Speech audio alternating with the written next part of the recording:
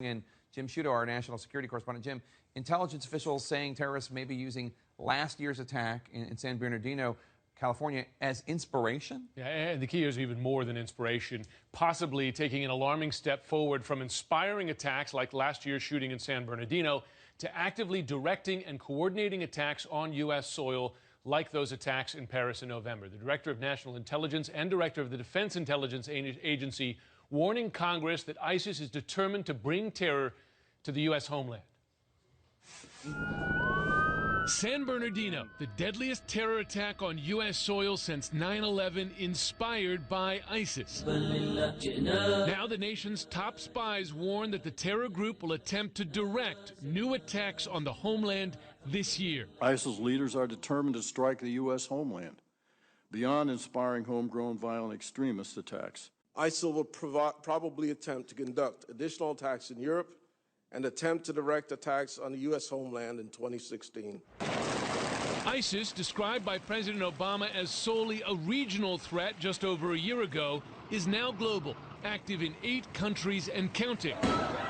And it has a growing focus on carrying out attacks in the West. Spectacular external attacks demonstrate ISIL's relevance and reach.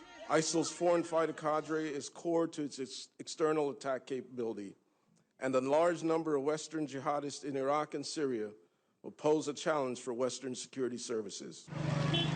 Intelligence officials warn that ISIS is hiding operatives and fighters inside the enormous human exodus from Syria and Iraq to plant terrorists in the West, manufacturing false passports and false identities so their fighters can pose as refugees. One technique they've used is taking advantage of the torrent of migrants to insert operatives into that flow. They also have available to them and are pretty skilled at phony passports, so they can travel ostensibly as legitimate travelers as well. Here in the U.S., the FBI is still trying to unravel the San Bernardino plot for clues as to where and how ISIS might strike next. But investigators have yet to unlock one of the attackers' cell phones, a sign of how violent extremists can go dark using encryption. We still have one of those killer's phones that we have not been able to open. Right? It's been over 2 months now. We're still working on it. Director Clapper made clear that terror groups are thriving as the number of failed states thrives. Violent extremists operationally active today in about 40 countries, more terror safe havens, Director Clapper said, than at any time in history. Terrifying. Jim Sciutto, thank you so much. Appreciate it.